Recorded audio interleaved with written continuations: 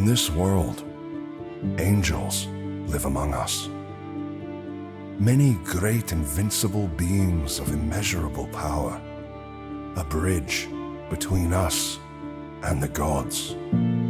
These creatures are not as you might imagine them. While some are human-like in their appearance, most are alien. A sitting mountain, a giant boar, a hovering sphere. Each of the angels provides a powerful boon to the surrounding area and its inhabitants. They do not speak to us. They do not move. We built our world around them. They shaped our cultures. We rely on them. Until something dark came along. Now, one by one, the angels have been slain. The people of the lands around them slaughtered. A wave of death is spreading across our world. Only a few places remain as a final bastion of life. Only a few against an endless horde of oblivion. And within these few, a single band of unlikely heroes, bound by forces beyond their understanding. In this world, there is only a single word that describes their soul-bound connection.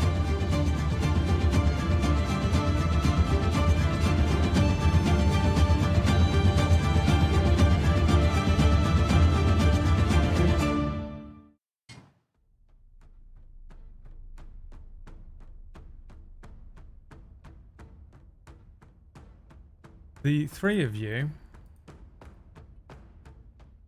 who were not with Cirrus see Cirrus. However, as you're moving across the Astral Sea here, a kind of very wide expanse of greys and purples, not really much physicality to this space. There is a kind of a sea of grey fog or mist or clouds that are moving through this. There are also kind of little flashes and visions and moments as you move through this sea. You're able to recognize sort of almost as if they're passing thoughts of your own, reflections of your own thoughts, and memories and things will sometimes manifest to a degree. There are areas that you can see in the distance of full manifestations of chunks of areas, castles and huts and things. Some you might recognize, some you might not. But generally speaking, this place is pretty devoid of a lot of stuff. Cirrus is moving towards you all. You're each running essentially towards one another with Jildan flying above in the sort of form of a hawk. Behind Cirrus, however, a sort of void of light begins to manifest. There is a darkness that begins to spread across this Astral Sea. Where there is, I mean, this isn't really a place that conforms to the norms of physicality and logic.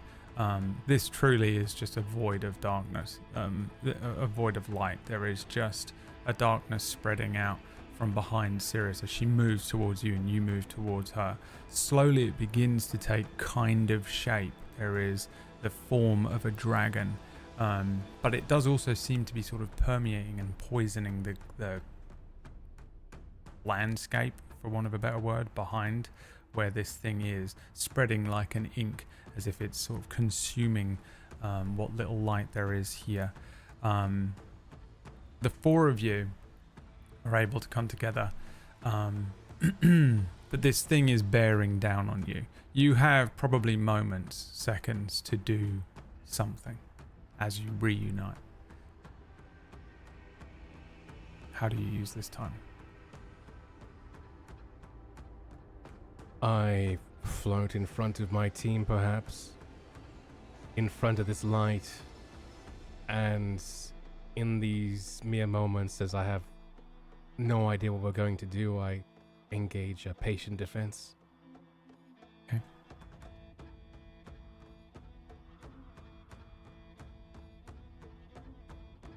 I'm just trying to get to them.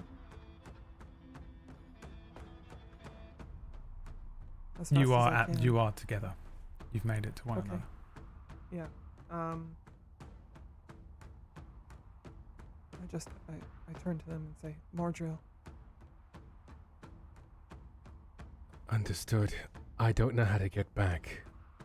I suspect maybe perhaps Thrak does.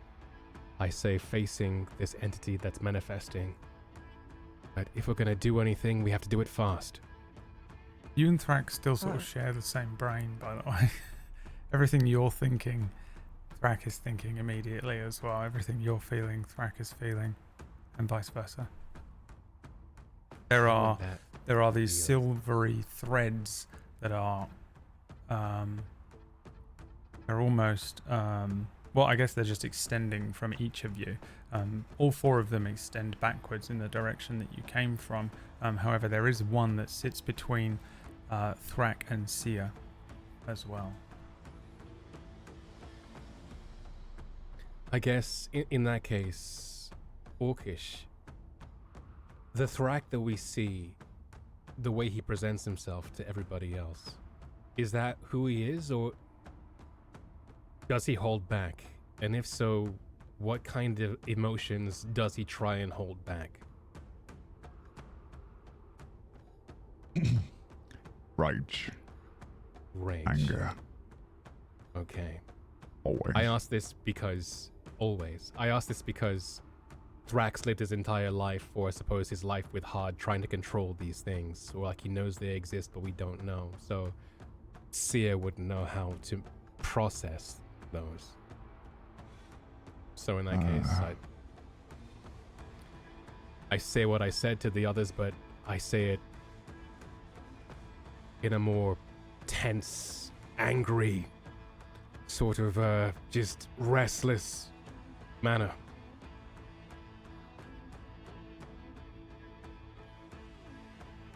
Right. We should run. Well, I don't know. I suppose I'll follow you. Why do you always have to do that? Do what? What are you talking about? That! You know what! Mac is losing his mind. Okay. Above you, I'm circling, still in hawk form, and let out a screech as I try to continue moving back the way we came.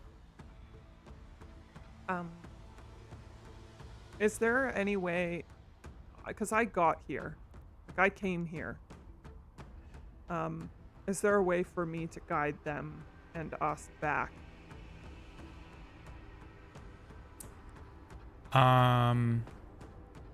If I put my hand on the ground and try to connect with my body again, replicate the ritual from in here. Yeah, make me a wisdom check.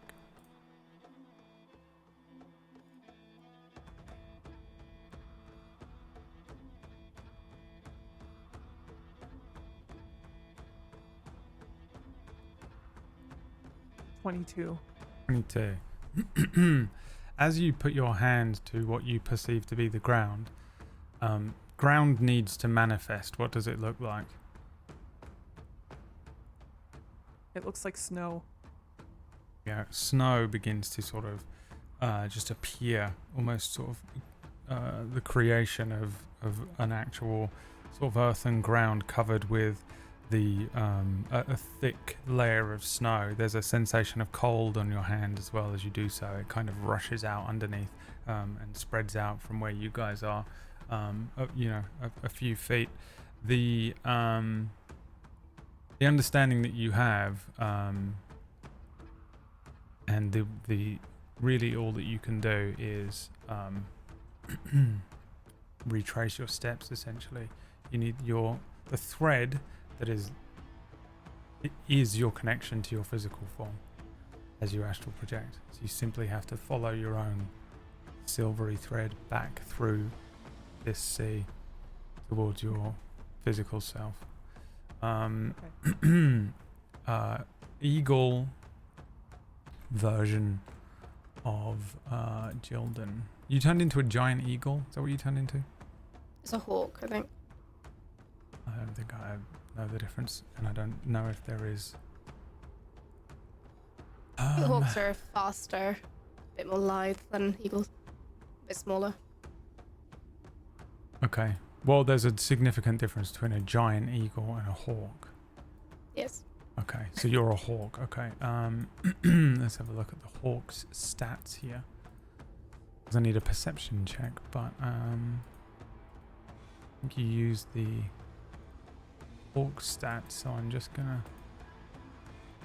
give you the ability to control the hawk. Do you see that? Yes. Give me a perception check. There is a little thing that says skills perception +4 that you should be able to just click. It is using all the hawk zeroed, stats. so I'm not sure. There we go. 21. 21. Yeah, you can see this form approaching really well. You can see moving towards you in this darkness and spreading like ink towards each of you, this enormous form of a dragon. There is elements of green and almost like a flame, but it's almost the way that the flames lick off of the being. Again, it sort of attaches itself to the surrounding area and then begins to spread through the air like ink, poisoning the landscape and then blackening it. This dragon's moving very quickly towards where you are.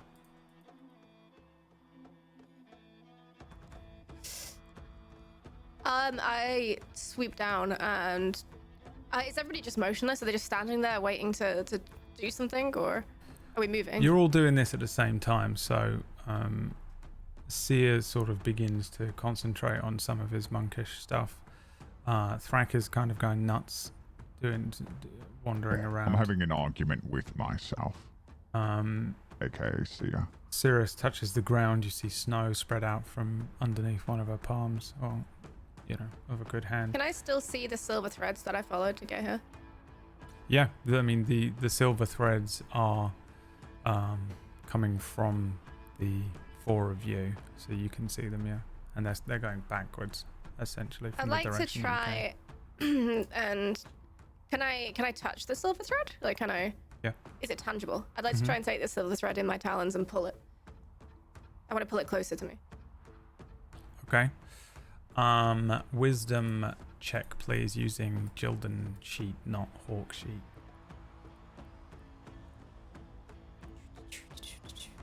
Wisdom. 19. 19.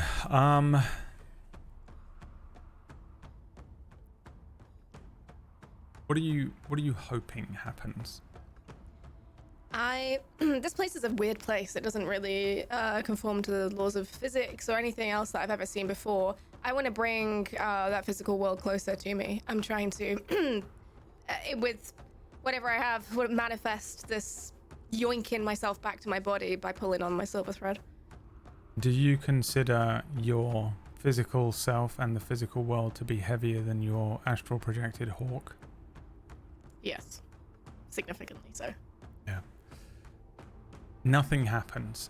Trying to move the physical world to you is the literally bring the mountain to Muhammad technique here, where you're trying to. It feels as if you are trying to move the world itself towards you. It's just such an enormous task. It would take someone of unbelievable magic strength to be able to do something like that, let alone do it with accuracy to the point where you don't end up destroying everything or loosening yourself in this form. In that case, I will once again squawk at everybody and try to get them moving. I'm getting frustrated at this point. I'm flapping my wings. I'm trying to create a breeze, and I think they're just standing there right now to me. I'm confused. You do create a breeze. Why aren't we moving? Or at least you think you do. As you flap your wings, there is another set of wings that flap at the same time here. A dragon flies out from the mists of the astral plane here, and this is not the resplendent golden scales of Reothamus. This is Mordril. This is what he has become. He is massive. This undead form covered in black decaying scales, interspersed with patches of sickly green where his necrotic energy seeps through. He has piercing red eyes that burn with a malevolent intelligence, and you feel all four of you, regardless of what you're doing, that sense of being immediately caught in the eyes of a predatory creature. Mordril's mere presence, as these huge wings move through the astral plane, through these clouds above you, it brings this sort of overwhelming sense of dread. The air around him becomes thick with a scent of death, and immediately as you begin to experience the sensation of dread, you start to feel this kind of odd physical and mental strain, as if his presence drains a kind of sense of life and sanity from you. The huge dragon flies overhead, leaving behind this kind of eerie green energy that wisps. When he opens his mouth, a green flame is unleashed that just ruins and decays the area. The decayed areas of the Astral Sea here turn black, and then that blackness and ink begins to spread and darken the Astral Sea. This creature flies over you. It is... The form of Mordril is much, much larger than Reothamus, and you were on Reothamus's back when you flew to Moon. These enormous wings, as the hawk gives a little burst of its wings, these huge wings as they launch over ahead of you, you feel like it's just it's a trick of your mind, but because he's in this kind of huge physical form, you're in a sort of physical form, it's impossible not to react as the wings kind of push at each of you. None of you need to make any saves or anything, but it's kind of like, you know, when you're in an extreme gust of wind and you're like taken aback by how strong that is. The form of Mordril flies and arcs turning in the distance, slowing a little bit, bringing himself, you get the sense that he's slowed down, and as he turns in the air and arcs around, coming back around towards you, he opens his enormous mouth, the red eyes sighting you, and he says, "So, here come your comrades to free you from your astral prison. Then, I shall destroy you here and save myself the flight south. Last of the marked ones. Let us see whether you fare better than the ones who fell before." He turns flying. You get the sense that he's speaking to you more than anyone, Cirrus. Does anyone do anything in this moment? And I mean moment. Why aren't you running? I turn and okay. stare. I'll follow you. Can I have the threads of us. I know how to get us back. When I came here like in a flash. It was like suddenly I was moving faster than anything had ever moved ever of all time. Can I pull us all back with that speed? Can I escape this and bring them with me? You would need to, first of all, roll me a wisdom check. Yeah. 18. And then you need to roll me a d12.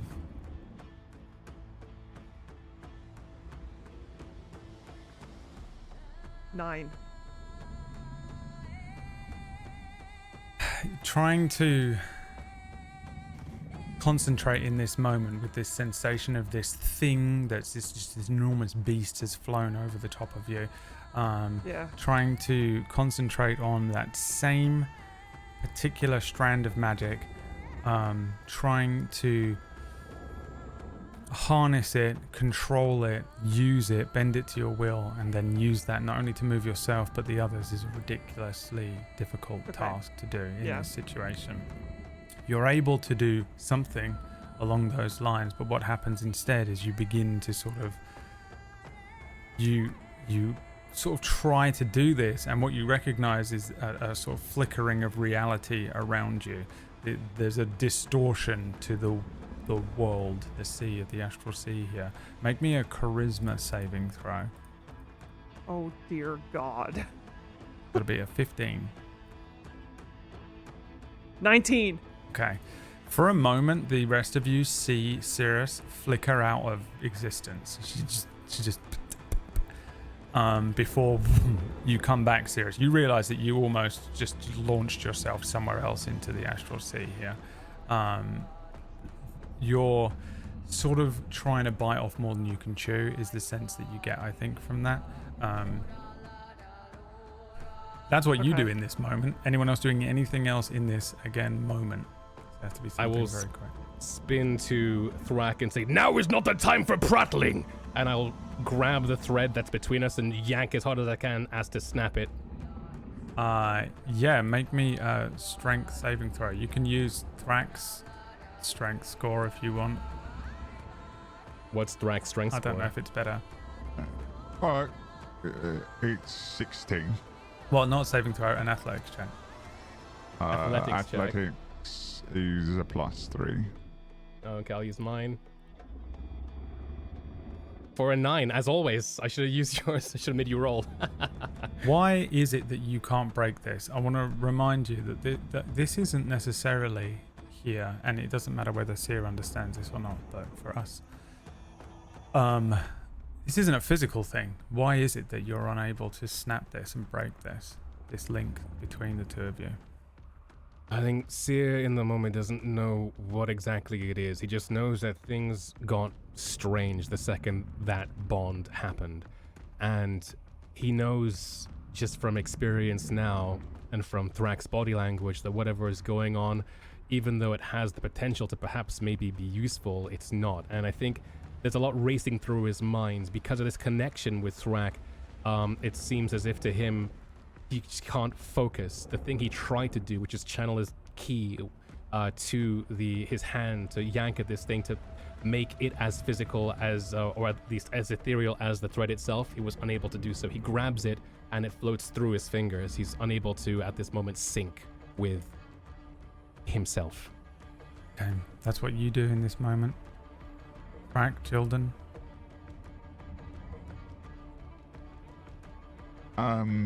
Yeah, Thrak is like...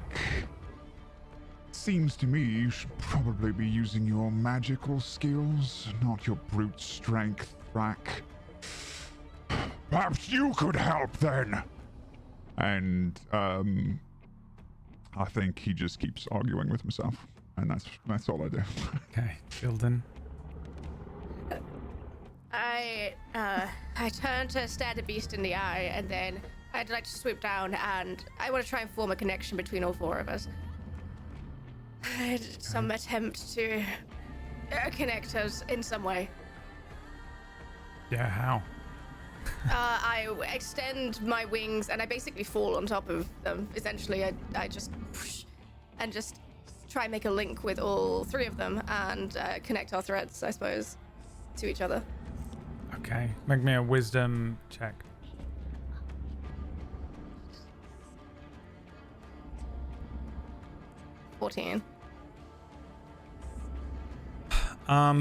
You sort of attempt to extend your wings here. What color is this hawk?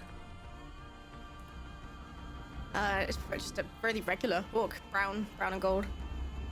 A feather from these wings lands on the other three, floating down and touching them as it touches the shoulder of Cirrus, as it touches the back of Sia's head. Thrak's hand, you see the feather land on the back of his hand. The feather kind of hits them and disperses into kind of energy into them. Roll me a D3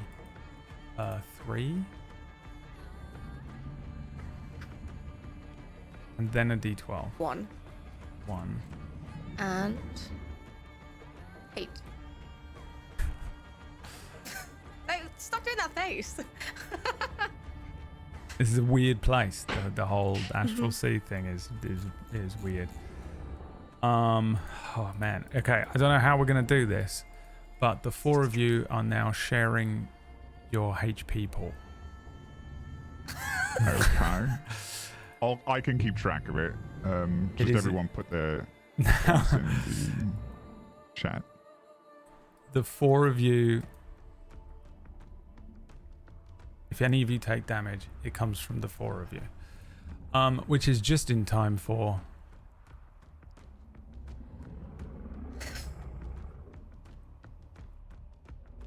initiative. Oh my god. When you are ready, roll your We have initiatives. 173.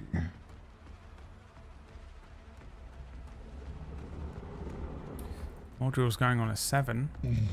Now you'll notice that there is a Leah turn and a thing called an astral effect, which may happen. Good. The Leah goes on a 20. And the astral effect goes on a 10.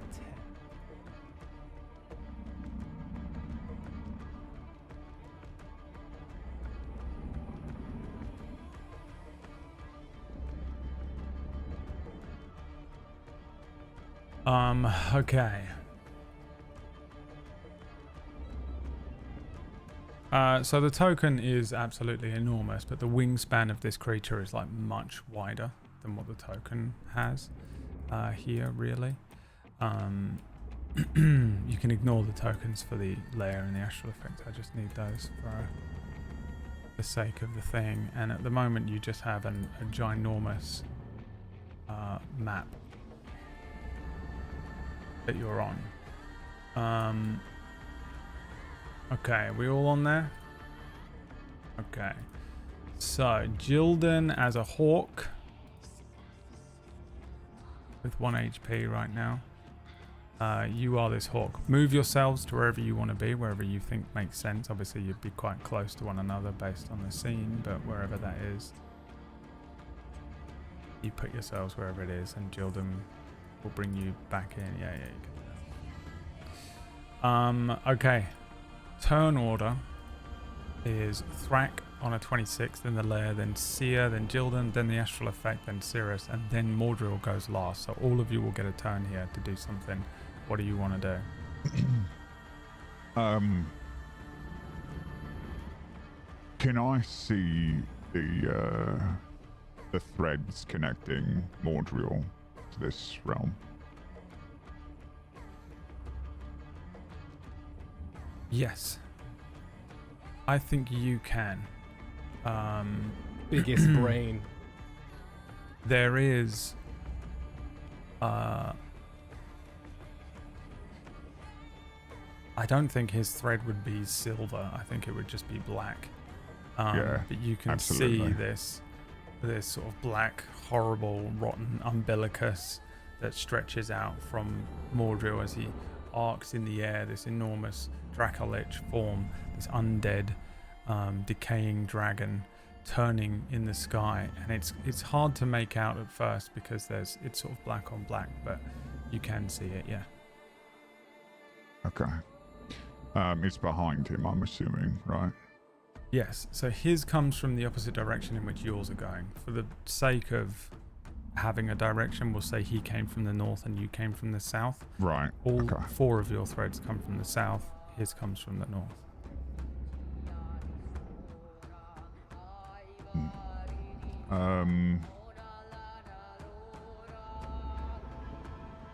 Hold on. I just want to check distance here.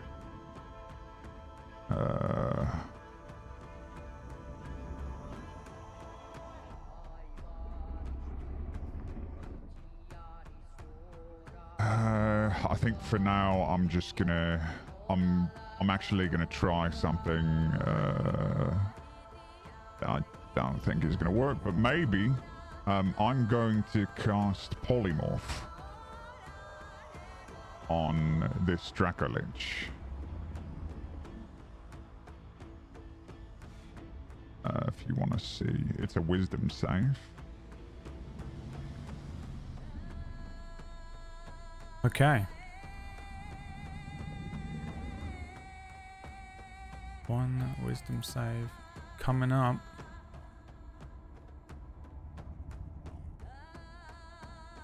A 10. Does it work? What are you trying to turn him into? I'll turn him into a worm. A little worm. There's the huge form begins to fly an arc around you. You begin sort of swirling up this spell, muttering and incanting before you close a fist, and in the distance beyond this fist we see this form of the dragon begin to shrink and change, his skin bubbling over his body. The dragon then Childish tricks. his form returns to what it was before.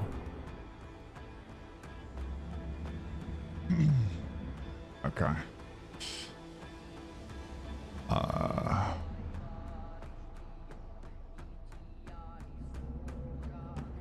Then I will. I'm going to move at an angle. I go 15, 20, 25, 30. I'm gonna go like here. And that's all I can do. Okay. Leah turn. By the way, this is so scary and fun, being able to use a dragon in Dungeons and Dragons. So next to tell us there's a dungeon too.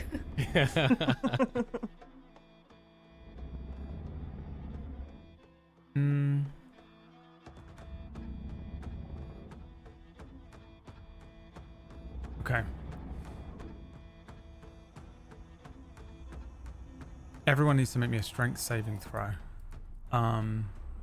As the dragon begins to arc around, and as Thrak sort of casts this spell and you see this effect happen, you this kind of depth charge of energy falls from the dragon. As it's falling, it opens and begins to create this kind of instant sense of wind, and you are each suddenly starting to get pulled towards a rift that opens up underneath where Mordriel is. Let's see here. You got to beat an 18. It's a -1 for me. Oh, wow. It's a 17 for me. 9. 9, okay. 8. Wow, everyone fails. So everyone is pulled 20 feet closer to Mordriel. Okay. And knocked prone. Oh my goodness. This rift opens up underneath him, and you each are suddenly like whipped up as this sort of sense of gravity drags you forward. Each of you falls suddenly, hitting what feels like the ground here, and is dragged forward, rolling over, tumbling over. Before that, the rift closes, and you each are prone, so remember that. You can, by the way, on your tokens, click them, and there's a little cog. No, not the cog, the little, like, circle. Will let you put your own little symbols on if you want to remember things like that. Up to you. Okay, Sia's turn. Prone on the ground, Seer again looks towards Strack and this thread, and that's where his focus is, and he just growls to himself, going, "What is the matter with you?" He's going to grab the thread again while prone and just try and rip it again. Okay. What, yeah, go on. Oh, I was just going to ask, aren't we all connected now? No, Didn't, you don't yes. have... Didn't Jildan connect all four of us? She didn't connect you in the same way that you two are connected. Okay. But she did provide a connection between you, and it was the health pool sharing thing. Got it. I don't Okay. know if it's going to be useful or not for this fight. But yeah, the type of connection that the two of you have was because essentially it was the way that you entered the Astral Sea, because you entered together, you mind melded. So Jildan may have ended up doing that to all of you, but it's not what happened. So the four of you are connected on one level, but not on the same level as you and Sia. Yeah, Sia, how are you attempting to break this thing? I burn a Physically key again. point. Yes, physically, but also metaphysically with my key, I guess. I burn a key point narratively to try and make my hand in a way to be able to grab this metaphysical object here in the Astral Sea. Okay. You can either roll a wisdom check, or you can make an attack roll. An attack roll. Yeah, if you'd like, an unarmed strike. Okay. I guess I'll try making an unarmed strike on this thing. Okay. Another 9. Wow. Again, you are unable to break this connection. Why? If it's an unarmed strike, do I not get an extra attack as I'm a monk? But otherwise, Hang on, let me as think for the about why, it. I'm trying to think if you do. I think roll me a D2. If you roll A a D2. 2, the seer half of you can make another unarmed strike. a 1. The thrack half of you is not thinking about I your don't mean to insult your intelligence, but monkish we have to go. Now is not the time. That's my turn. All right, Jildan. Still in the When form of a hawk. I grounded currently, when I attempted earlier to connect us, did I notice the helpful thing? Is there a noticeable change? Make me an Arcana check. Okay. 17. Yeah. I don't know how exactly it is that you perceive that connection, but you are aware of it, yeah. And everyone is so far away. Hang on, I just need to check something with the wild shape. If it's like bonus action to unshape or not. I have to I look can't remember if this it's a up. bonus action or a full action.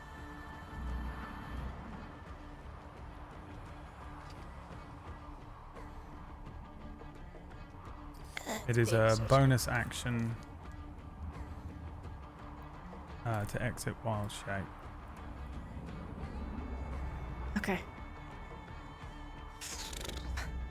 This is rough, man. Ooh.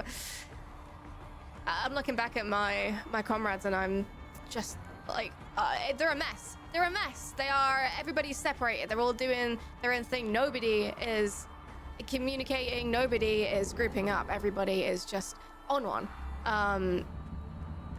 I use my bonus action to unwild shape, since I'm already on the ground anyway. And I just look in disappointment at all of my comrades here, because none of them seem to have learned a single thing through all the things we've done together, and I am frustrated at them. I'm frustrated at the fact that they're so stubborn, and so ironically for Jildan, they feel selfish, and she recognizes that, I think, because that's who she is. So you look at them all, and I'm like, I'm out. I have no words. Get your shit together! Literally! And I gesture at them to come together. And in fact, I will cast...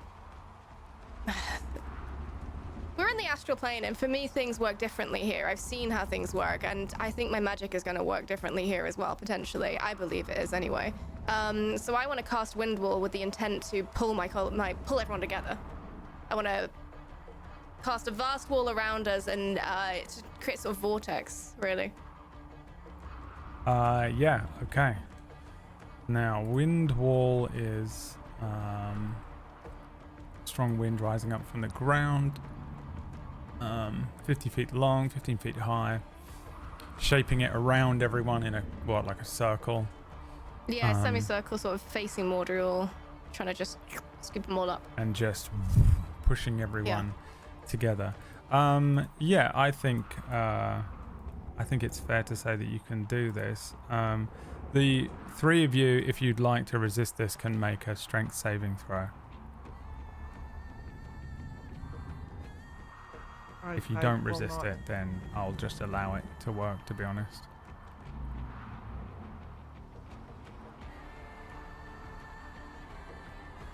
Strength saving throw. That was a wisdom saving throw. Was that your own? That was a personal thing? check. Okay, right. Yeah. Honestly, I think I'm still pretty confused. So naturally, I think I'd try to resist our second wind buffet. But I have disadvantage because I'm exhausted and I roll very well. Seer and Cirrus, this wind wall picks up behind you, lifts you up and pushes you in, and draws the three of you together. Cirrus, Jildan, and Seer, you can move closer to one another. Is there an amount that you get pushed with this spell usually? It doesn't push people usually. No, I didn't think so. Yeah, so I'd say if it's 15 foot high and I'm trying to sort of create a vortex, I'd say maybe we can, smudge it a little bit, hamper it a bit. Yeah. Yeah, you can move 15 feet closer. How about Cirrus and Sid move 15 foot closer to Jildan? Okay. The wind wall does, you see it kind of buffet Thrax's stuff, his cloak and everything starts whipping around him in his kind of confused state. His staff hits the ground instinctively, and his muscles tense, and because he's quite large, regardless of the fact that he might not necessarily be the physically largest orc in the world. He's still a big, strong, physically imposing orc, and that physical form takes root, and the wind doesn't push him closer together. Seer and Cirrus, make me a dexterity saving throw. Actually, Seer, you're standing up, aren't you? No, actually, I still want you to do this anyway. All right. 21. Yeah. 13. 13. The two of you, Cirrus, you get whipped up in the air. You turn around and you land it like on your feet. You probably do the 3-point superhero landing. Yeah. And your head comes up. Seer, you're already up. This just stops you from being pushed over again. You kind of probably dance a little bit as you land closer to Jildan. The three of you now kind of pull a Ginyu pose, and the form of Mordrial continues to arc back around as if he's going to turn and come back towards you. His eyes watching the three of you, what you're doing. Okay, anything else on your turn, Jildan? I point at Thrak. Read. to get him here, or go to him. And I feel, in this astral plane, would I have had to expend the same amount of energy in order to create this? Because I feel like I didn't. For me, this feels like a minor effort. This is me shaping the world to my will right now. Yeah, you're trying to, that's for sure. Make me a wisdom check first. 19. Okay, now you've got to roll me a d12, and you have to roll, hold on, a 7. 11. Nah. This costs you a spell slot. Dang it. But you do, you're not, you're onto something a little bit here as Jildan. There is, I mean, your spell, the way that your spell was molded to what you wanted it to do, the way that I see magic a little bit, and this isn't, again, whenever I say these things, this isn't always exact law or anything, but I love the idea that there's an element to casting a spell that requires imagination almost. You have to be able to manage and create part of the spell casting. Now, this might only be the case for maybe sorcerers and not wizards or something like that. But here, you tap into that somewhat, at least for the wind wall part of the spell. There's an element to you that's hoping that this doesn't cost you that much energy, but you recognize that it does seem to still be costing you energy. There's always a price to be paid to a degree. You're far from your physical body, but you're projecting yourself here, and there's a toll being taken to a degree. There's also just a lot going on, so being able to concentrate to that level and do this kind of thing is difficult, but you do notice that it is possible. Yeah, I will potentially be lenient with some things here and there, and other things I have 3 tables for. Okay. Anything else on your turn? I will not push the boundaries. That's my turn. Yeah, I have 3 more turns. Okay, now it's time for the astral effect, which is not too dissimilar to what you just rolled on the table for here. Roll me another d12. Let's just have Jildan do it. 2.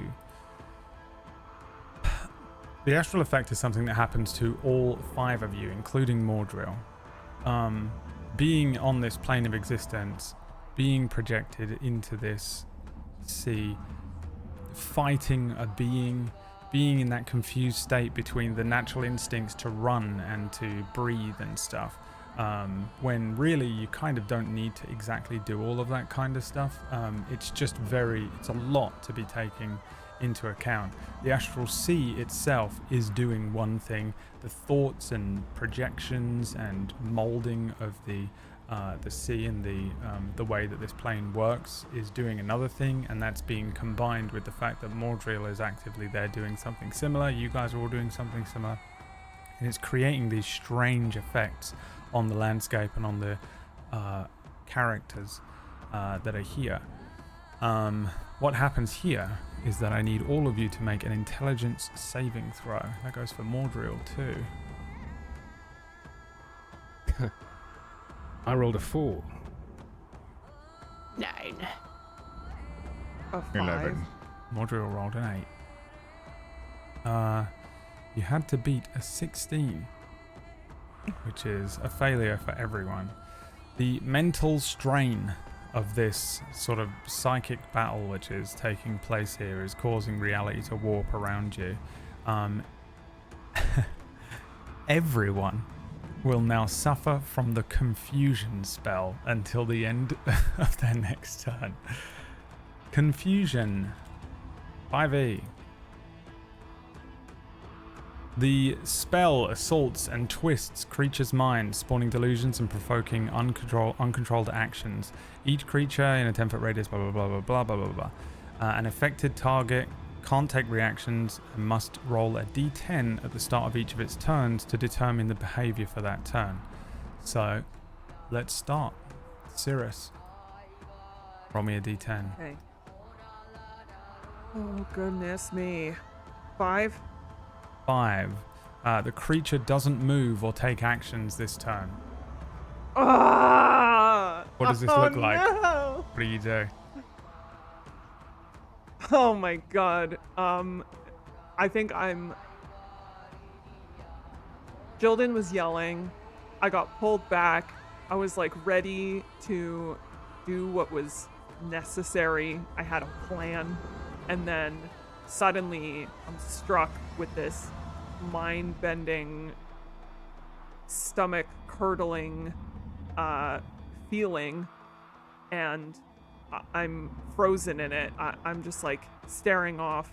I'm watching Mordriel to see what Mordriel's doing, and my mind is now empty.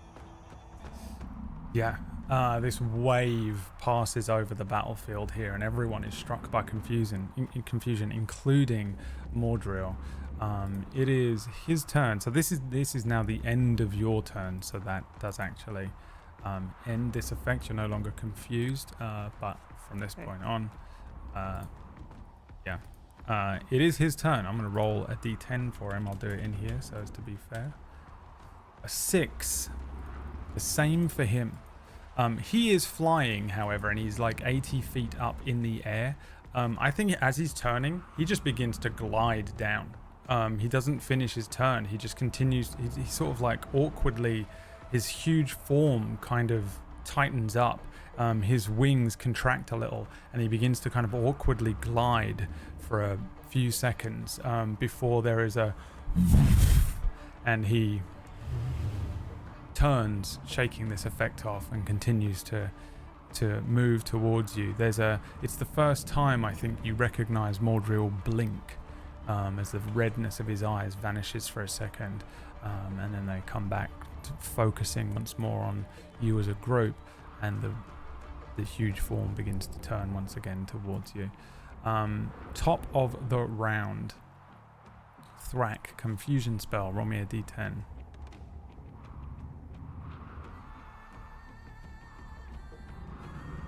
A 2. Same thing, a 2 to a 6 here, so that's all 3 so far. The creature doesn't move or take actions. Same kind of thing here. I think Thrack, I mean, you're kind of like, you're still prone, I think, as well, so you're half laying down. Am I still prone after this? Yeah, because you can't move, so you won't be able to use your movement to stand up.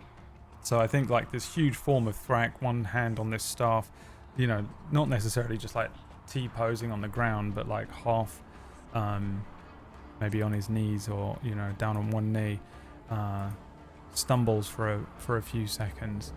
At the end of your turn, which is now, the effect ends. I think if I may, I think Thrack I think he's obviously he's extra confused now, and he's like, I should cast this spell. Well, whatever you want to do, I suppose. Why don't you ever help? Well, I suppose we all help in our own ways, don't we? And he's just sort of having this argument with himself, like staff in the ground, like one arm up, like trying to resist the winds of spells and wing buffets. So yeah, doesn't move. Okay. But he is arguing with himself. Yeah. It is now a layer action. But I don't think anything can really get to you. He's pretty far away. He's 80 feet up and about 80 feet away, 75 feet away from Cirrus at the moment, which is out of the range of a lot of this stuff that you can do, apart from the same situation. Another one of those depth charges of magic falls. This astral rift opens up. Everyone needs to make me a strength saving throw.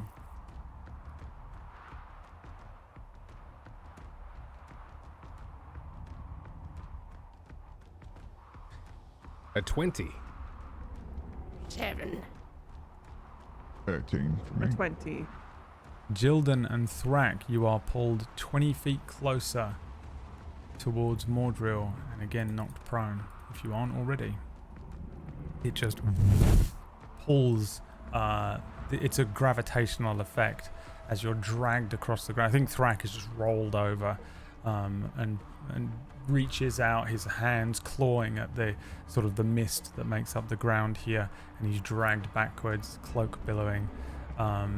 Jildan, you're sort of dragged away from the other two as Cirrus and Seer manage to stand strong in position. And it is Seer's turn. Okay. I gotta roll the 1d10 for confusion right first. Oh yes, you're confused still, yeah. D10 for confusion. A 6. 6 is that you take no actions. Alright. He just stands there gormless. It is Jildan's turn. Here's my D10. It's a 5. Take no actions. Explains why I was pulled away. Everyone rolled between a 2 and a 6 for the confusion spell. Okay. That's weird. Yeah, nothing happens. Time for another astral effect. Who wants to roll? Let's see, who's next? Cirrus, roll me a d12. Make your own fate.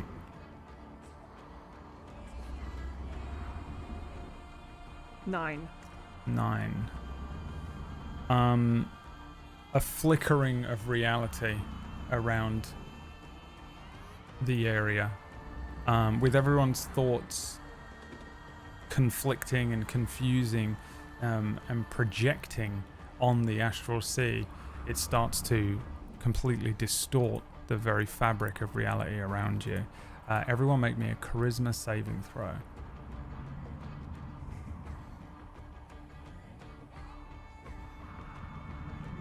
5. 19. 14. 5. And then I need to make one for a 23 for Mordril. So Oh, he's got some charisma, does he?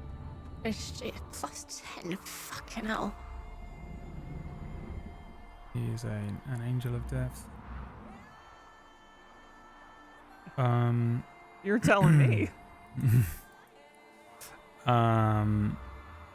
Okay, so those of you that rolled under a 15, so Jildan, Seer, and Thrak, you become partially phased out of existence. You are going to suffer disadvantage on attack rolls and saving throws until the start of your next turn. Oh, I see. No, this wouldn't be the start of your next turn. This would be the end. It would be the end of your next turn. We'll do it that way. So yeah, just take it that way. Because this would be if it happened to you individually, but this is happening to you all as a group, or everyone here. It is like you look like a displacer beast. If anyone knows what that is.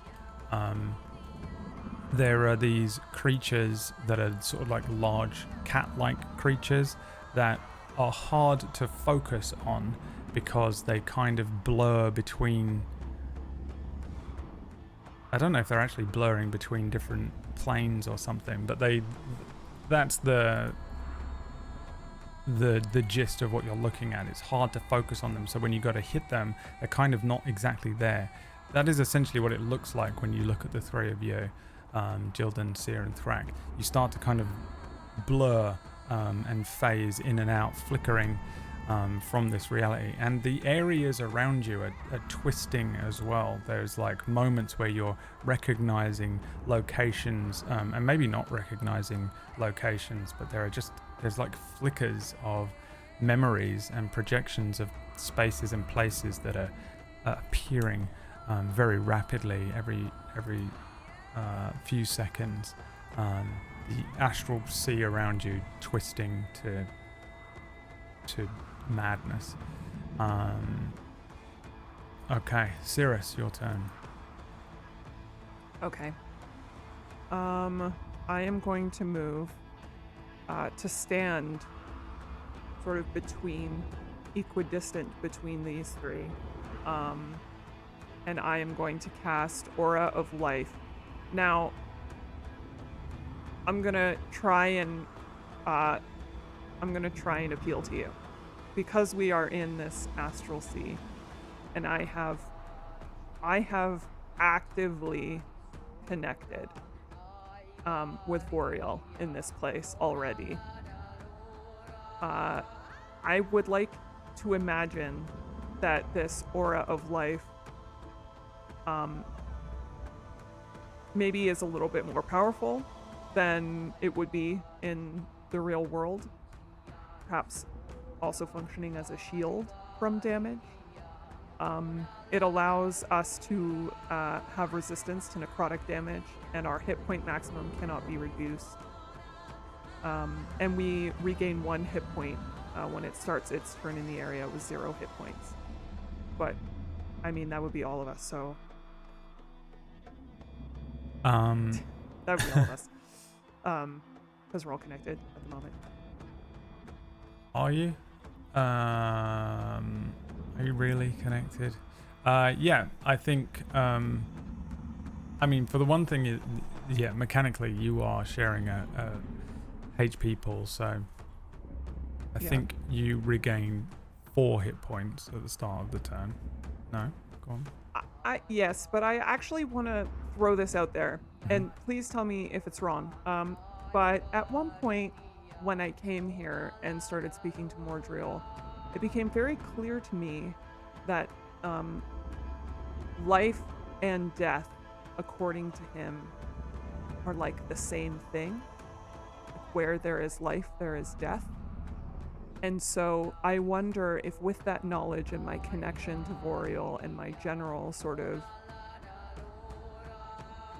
connection to the things around me, if I can see that line between life and death, so that either when we get hit with necrotic damage it heals us, or when he hits this aura of life he takes damage. Okay. An insane ask. I know. I just thought I thought I'd ask. Yeah. You can say no. I can say no. Where's my And I PHP? would be I can say no. I would I'd completely rather accept. say let's roll some dice though. Okay. Roll me a wisdom check. Okay. I know it's insane, but we're fighting a Alright, dragon in yeah. an astral sea. You gotta jump so through some hoops for me first, and we'll see. 16. On a 16, no. No. You No. yeah, you cast the spell.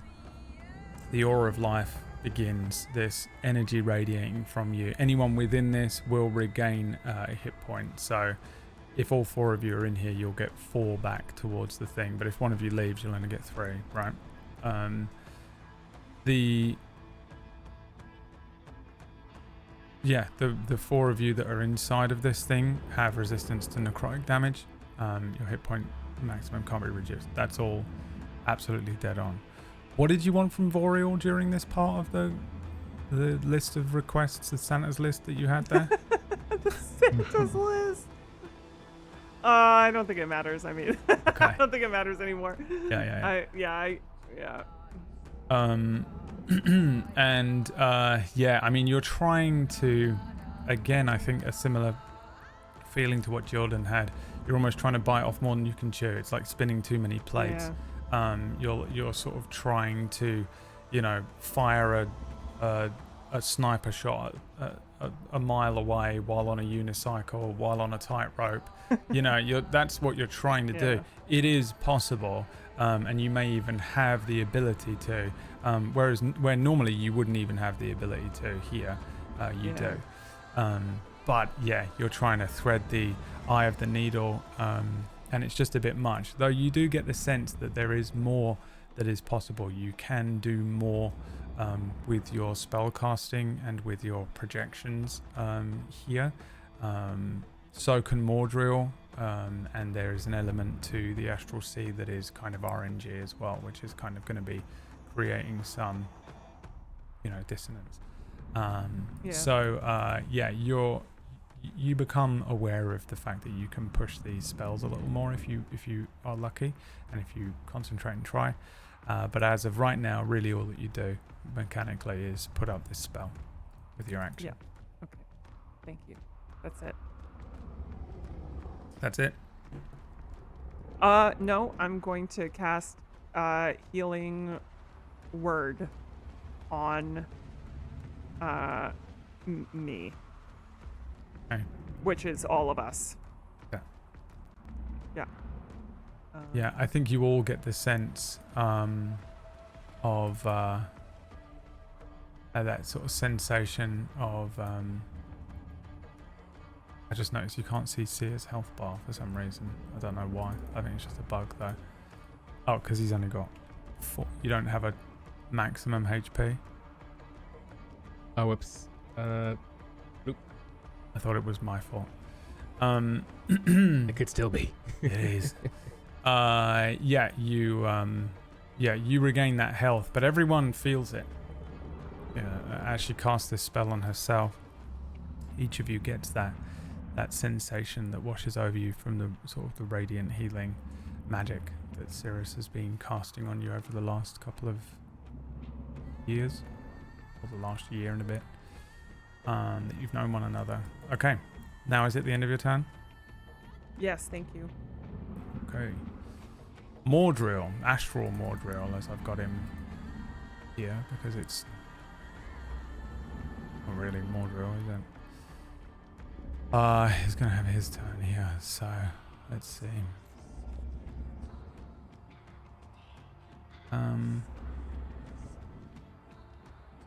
There's only really one way to start this, isn't there? This huge dragon finally finishes this turn, this arc, and begins to move and glide down towards you again. His wings pull into his side a little bit, and he begins to kind of dive. As he does so, he begins to sort of coalesce energy into his mouth. There's this kind of huge spiral of green energy. It draws in kind of some of the smoke and mist around the Astral Sea here. There's an almost curl of a smile at the edge of his lips, if you can call them that. This rotten, peeling, scaling side of one of his faces flicks with energy.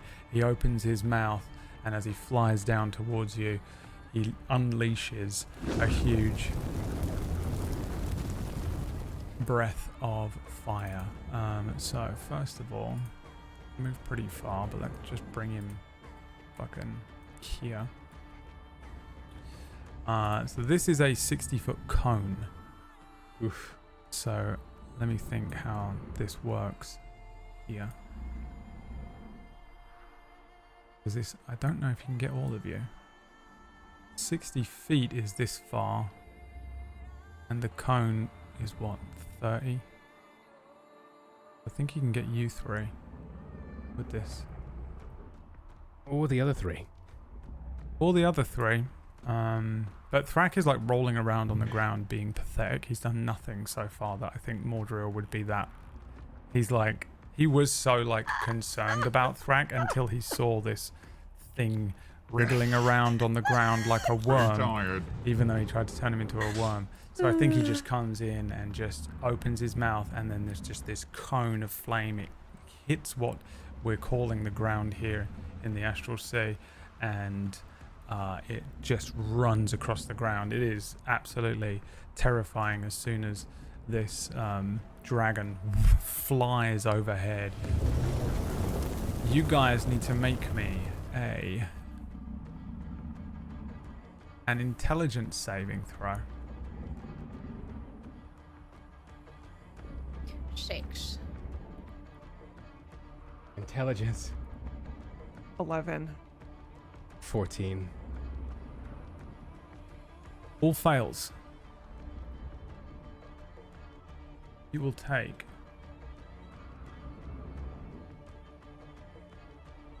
50 psychic damage here. So I take half because I'm a monk with evasion. Okay. Okay. So that's 125 damage to our total pool, correct? Yeah, because all three of us got hit. So it's gonna be 50, 50, 50, so 150, but I would take 25. So yeah, 125. Okay, so that puts us at...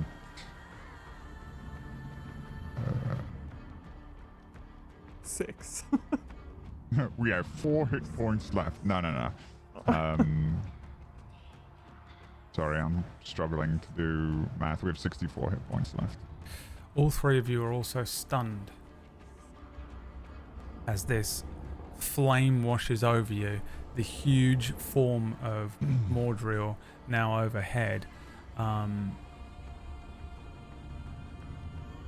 You can repeat the int saving throw at the end of your turn to try and end the stunned effect, or you are stunned for 1 minute. Oh, Jesus. Okay. I think by the time he's above you, but he's here at this point. What if I just don't accept? I don't think he has the capacity to do that to me. Like mentally, like it's Jildan here. Yeah. Jildan doesn't think Mordriel can hurt her here. And this is going back to the last episode, buoyed by this joy, this like absolute ecstatic energy, perhaps delusion. But at this point, Jildan doesn't think that he has the authority to touch her here. Okay.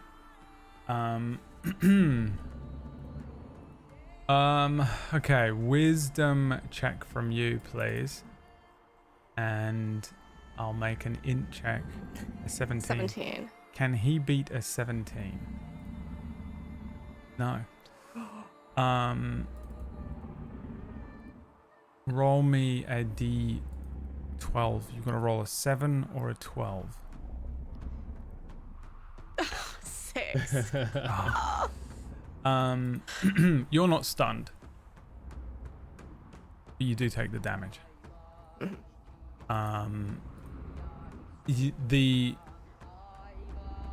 The flames rush you, and it's still overwhelming. It's still terrifying. There's still it's too much to trick your brain this quickly into fully being able to like truly master that kind of level of disconnect. The fact that this flame hits you and it burns and hurts. Back in Hillsfar, the physical forms of each of you that gets hit by the flame shudder.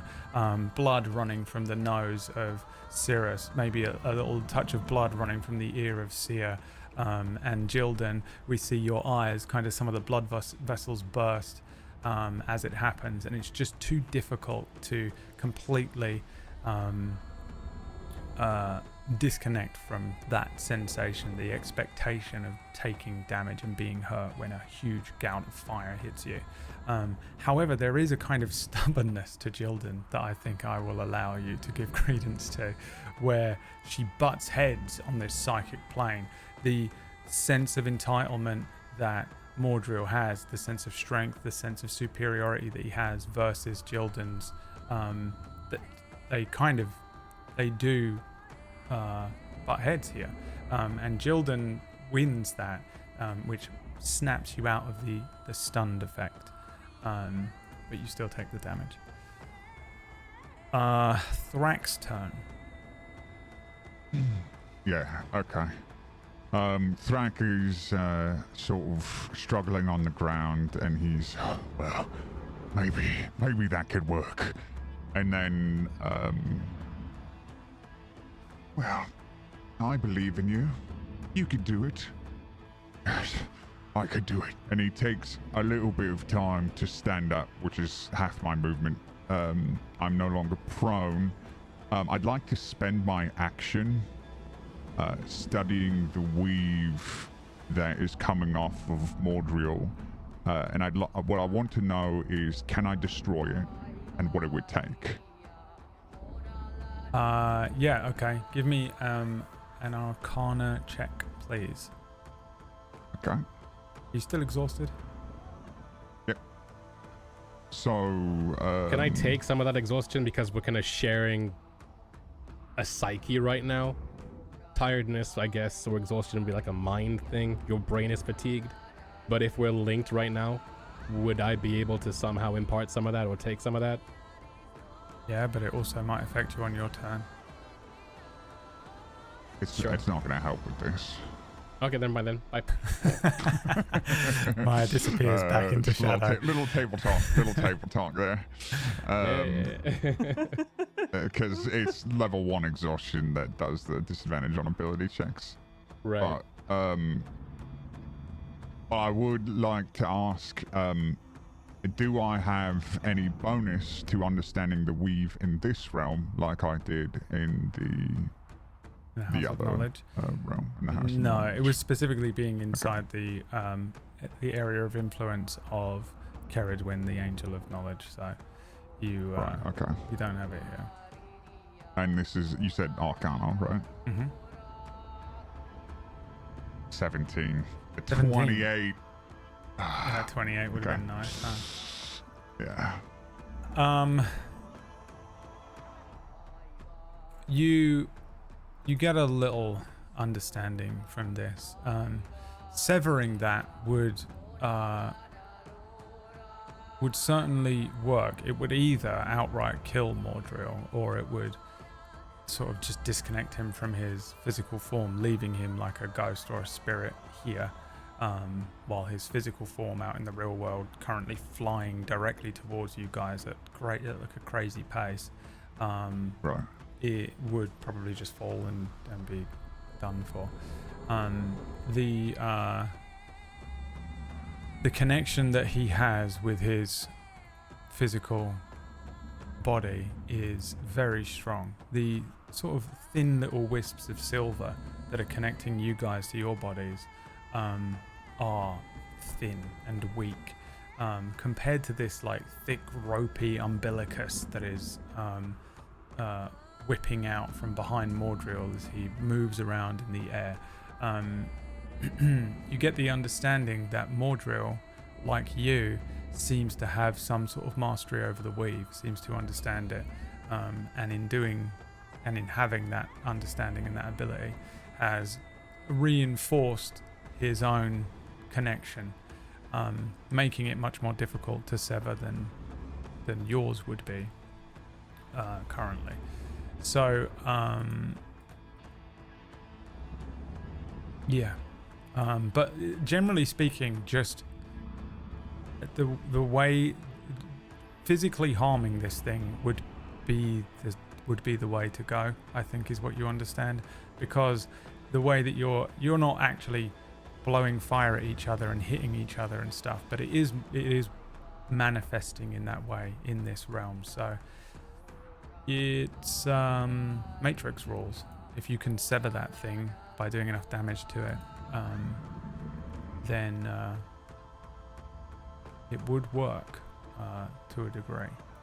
But it's going to be much harder to do because he understands that you're going to try and do that.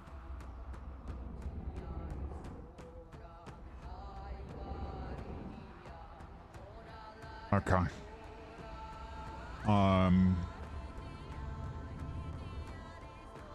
Well, I need to put some distance, because I don't want to get breathed on, so I'm gonna move. Yeah. Mm-hmm.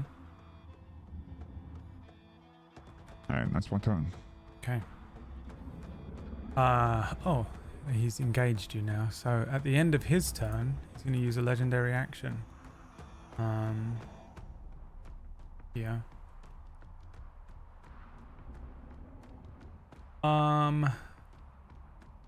Fuck it, we'll do this one.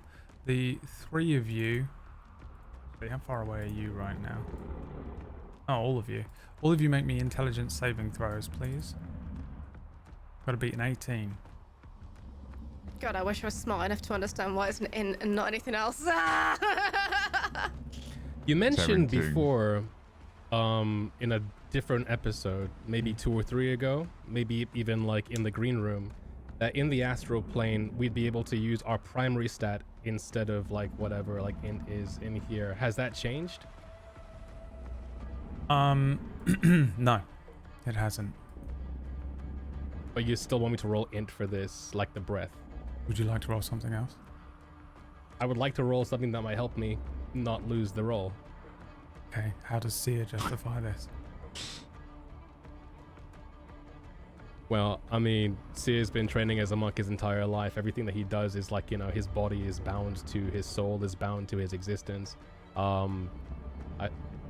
What is it that I'm rolling against, sorry? This is another wave of psychic energy. He's basically launching out a psychic pulse from himself. Okay, well, Seer is kind of, at least normally, he is one with himself. I have several monk features that essentially are to combat external forces against myself. So I think in this astral plane that's not physical, if he's able to see this, he might maybe perhaps create an aura of his own key around him to try and essentially like repel or at least counter and let it wash over him as opposed to push him and damage him instead. Okay. Yeah, you can make a wisdom saving throw instead of an int save. I would like to argue the same. 6. Would you now? Yes. Yeah? Okay, how does just Jildan justify it? I have been resisting everything that Mordril has been trying to throw at us so far as Jildan, and I have been seeing benefits to doing that. I understand that my stubbornness is my nature, and that's not going to change, and that comes from my wisdom, and that is my primary stuff. A stubbornness check. Yeah, you can re-roll your int save as with save. I can't wait for it to also be a 6. Oh, it's even worse! Classic. Since we're here, I am Cirrus. perfectly fine with my roll. Okay then. I am currently perfectly fine with my roll. Yeah? Alright. Well, let's hope that doesn't come back to bite you in the ass. What? What do you mean? What? Do I have to Well, you're decide now for currently the rest of the argument? I don't know, do you? What do you think? No. Why not? You think- No. No? Okay. No, because they're Because you're having suddenly big going to brain come to the matrix moments. realization. They're having big brain moments, okay? I'm not thinking about that right now. I just got fire blown on me, and I have been held prisoner by this guy, and he's terrifying. And I'm trying to lateral think my way out of this, but like, I think right now, I feel as though I'm failing that. Yeah. And so I'm starting to feel a little bit less powerful in this place, even though it's like knowing that you could do it, but feeling like you actually can't, you know? It's like, yeah, like, oh, I could do that if I was good enough. I don't think I feel good enough right now. Yeah. Mordril flies overhead. He hits you all with this fire. Thrak kind of moves out of the way. And then as he kind of gives a burst of his wings, they open and unfurl again, and he hits the thing. There's just this huge sort of psychic pulse that washes off of him, and just it's like being hit by just a bomb of gravity. Everyone apart from Cirrus will take 25 psychic damage. And will be knocked prone. It's a pulse? Yeah, Cirrus, you take. Then I take half.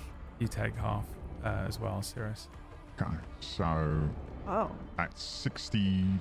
Oh, and Cirrus takes half, so we have 64 hit points. That's 74 damage.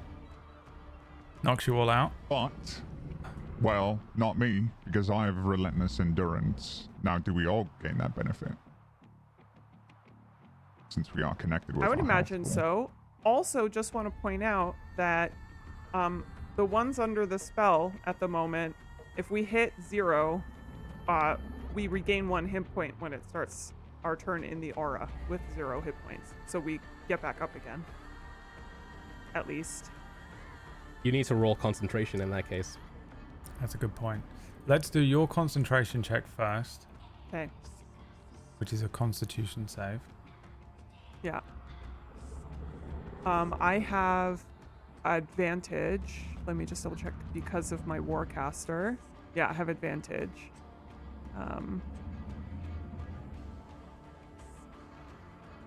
Okay, well, 8. So, never mind. Great. Okay. So, do we all retain the 1 hit point, or just me? Read it to me. Read me what in Relentless Endurance does. When you are reduced to 0 hit points but not killed outright, you can drop to 1 hit point instead.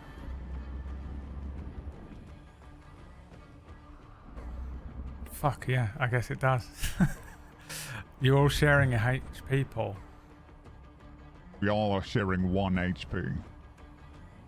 Actually, that's what we're doing. Shit. We all have a quarter of an HP. Yeah, this fucks all of you up. He hits you with this flame, and even Thrak, you feel it for some reason. You feel it kind of sapping energy from you. Then there's just this psychic pulse from Mordril as he flies overhead, this enormous form, this beat of his wings, and all of you are kind of like stumbling. A few of you fall to the ground, stumbling backwards.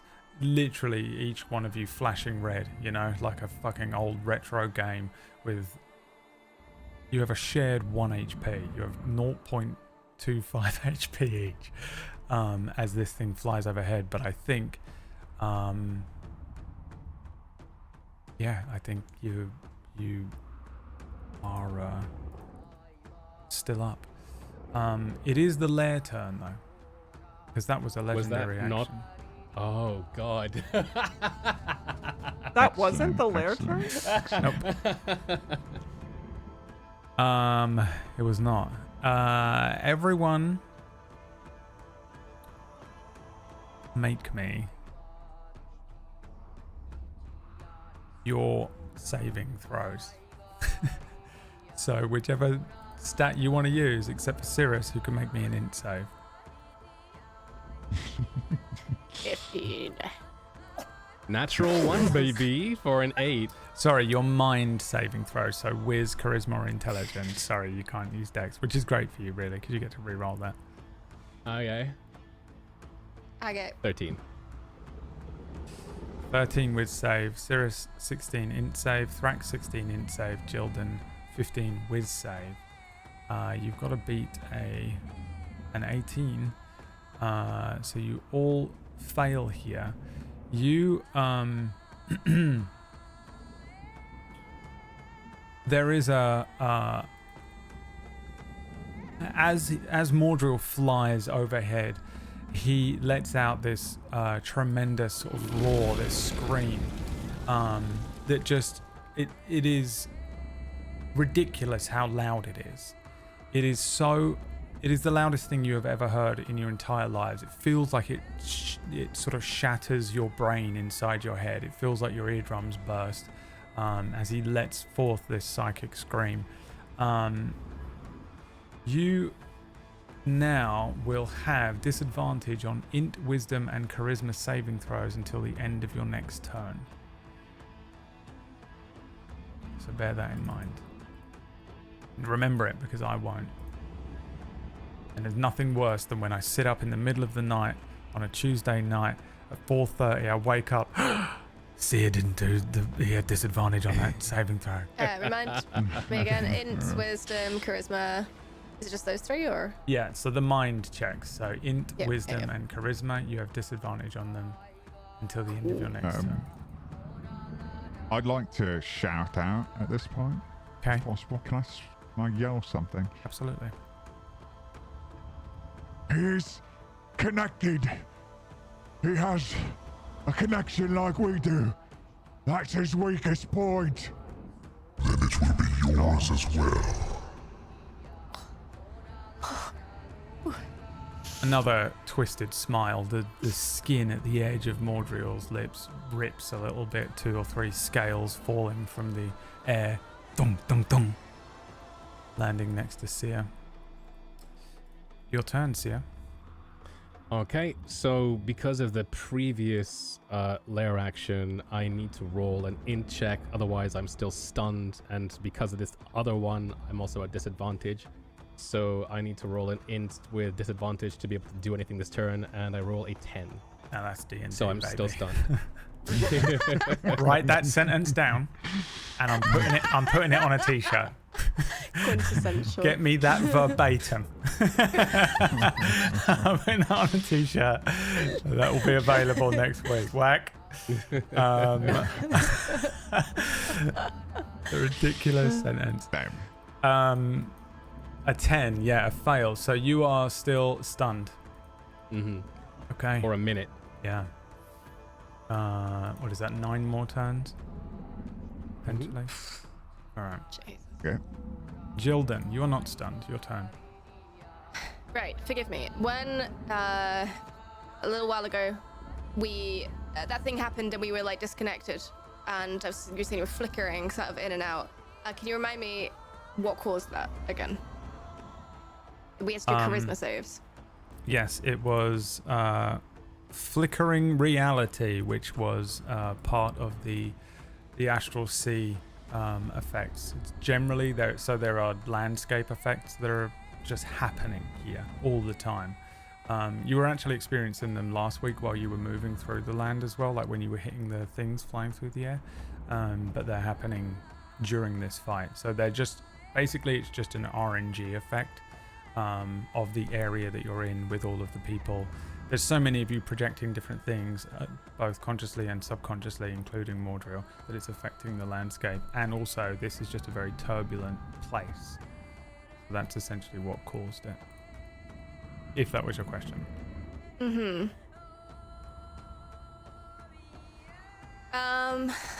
Okay. I up this tether that Thrak is yelling about, and I just feel it's futile. There's just nothing. I considered, well, I could turn into a giant eagle. I could fly up there. I could claw at it, but I just take one look at Mordriel, and that feels impossible. When this flickering of reality happens, when I was arriving here, I noticed parts of my own reactions, right? Parts of things I thought about were like kind of appearing in front of me. Yep. And I would like to think about us all sat there in front of the Heart's castle. I want to think about it. I want to embrace that interconnected feeling we had when I sort of touched us all with the feathers. I want to take that. I want to try and shield this from Mordriel somehow, I suppose. I'm trying to make this a personal thing of just the 4 of us being able to see this projection, hide it from Mordriel. But I want to see that, and then I want to fail whatever it is that I'm doing that is keeping me connected to this plane right now. Okay. Yeah, okay. First of all, roll me a wisdom check. 15. Average-ish rolls. With disadvantage, right? With disadvantage? No, this isn't a True. save. It was for saves. Yeah. Okay. This is just a straight wisdom check. Roll me a d12. You have to roll a 7 or a 12. It's not gonna happen, is it? What's the play?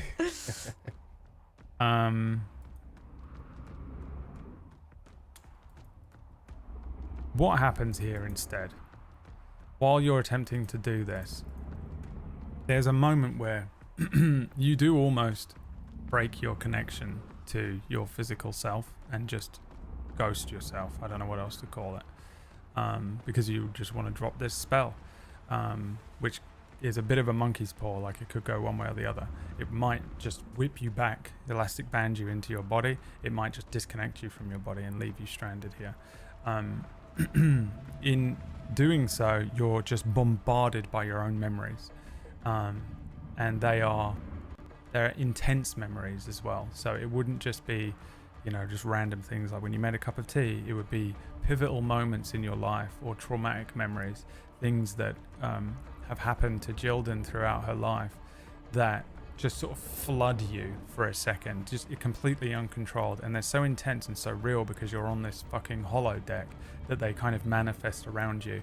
You start to live them again, and you start to feel them as intensely as you did on the day or in the moment that they happened.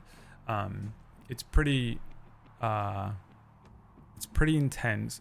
You don't have to make a check, but essentially you fail, and this is how you fail. You fail to do what you're attempting to do, but you tap into that same energy. It's just so chaotic. You're trying to sort of. I'm thracking myself. You're trying to really sort of take control of chaos, which is very hard to do, right? Yeah, essentially you fail to do so. I'd say that was your action. You can still do other things on your turn.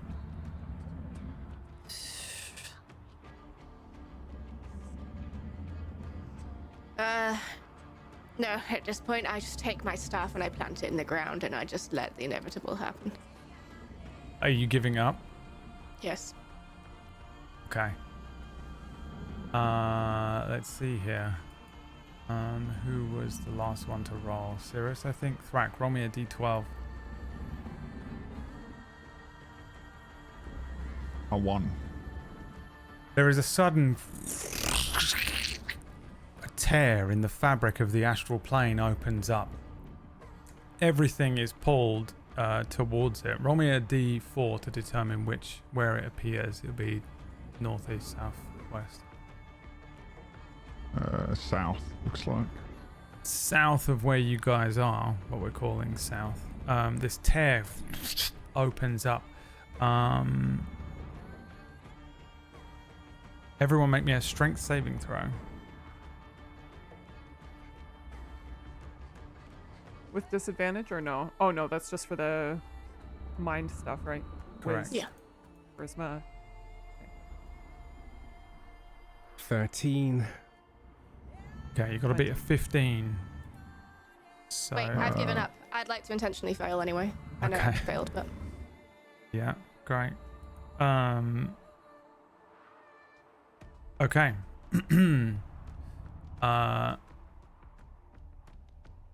So, I need to make one for more drill as well.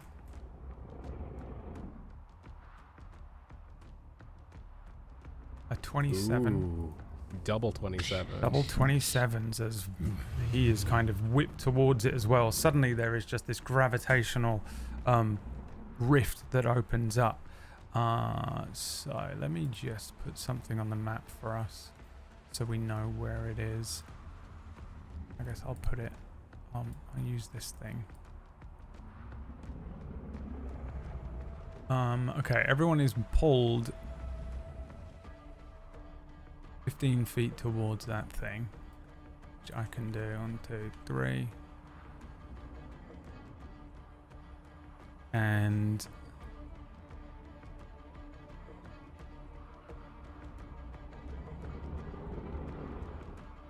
who made the check? Orcish. Thrak. He rolled an 8. You rolled an 8. You made it, Cirrus. Yes. Oh right, yeah. Okay, so 1, 2, 3. You're still here. Okay. Okay, there's now just a fuck off great rift there. That is just a tear that has opened up in the astral plane. It is now your turn, Cirrus. Okay. Oh god. Okay. The first thing that I'm going to do is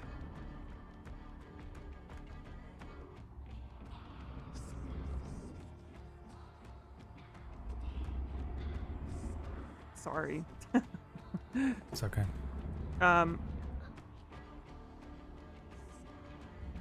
Okay, the first thing I'm going to do is cast Emboldening Bond.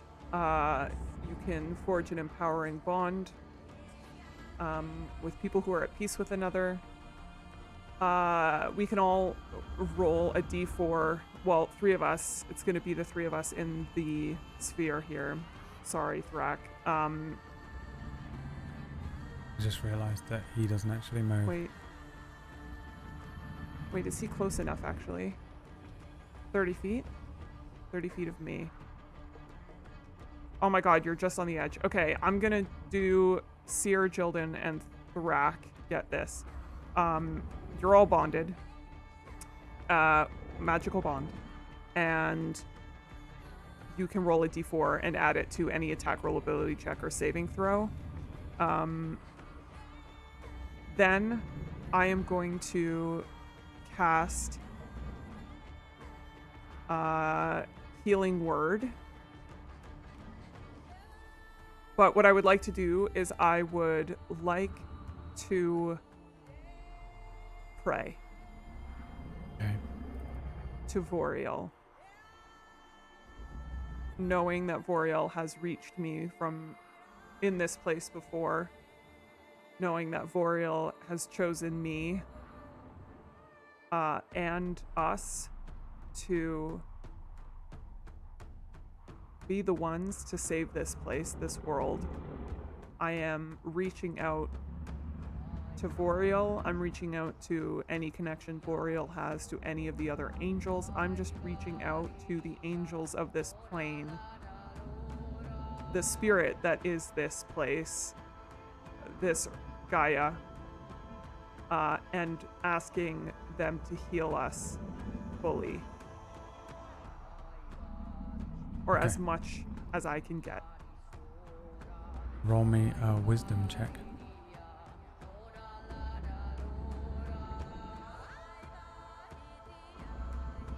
Twenty-one. 21. You reach out with this prayer to be healed. Roll me a d12. Roll a 7 or a 12.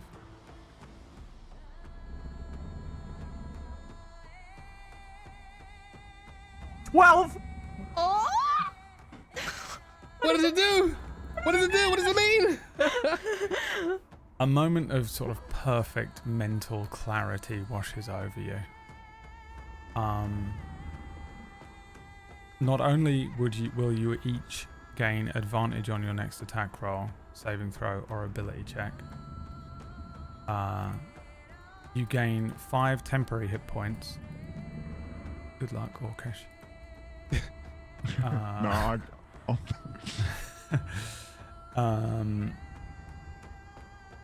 But you feel that vigor returning to you as you begin your sort of sense of wounds, your understanding of wounds begins to heal your body, repairing itself even in the physical realm as you reach out and you get this sense of connection with this angel. You connect with the angel and the angel grants you this wish, and the angel says,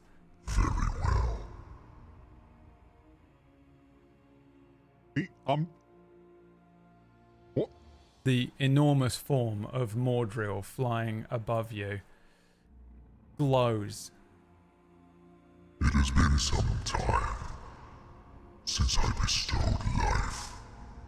His huge wings come to sort of slow him down, and he brings himself about, sort of hovering above you all, this enormous form glowing now with kind of a vibrant but very bright green, which was very different to his kind of sickly green that he had. His red eyes fixed onto you, Cirrus, as he says, Let us see what a real fight feels like.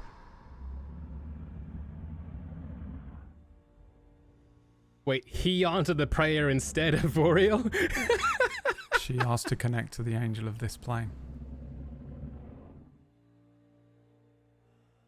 You're fully healed. Monkey's paw, baby. Fully healed! Remember, I need everyone's max HP. 40. And then we each get 5. You only have 61. 40 hit points. Jeez. 58.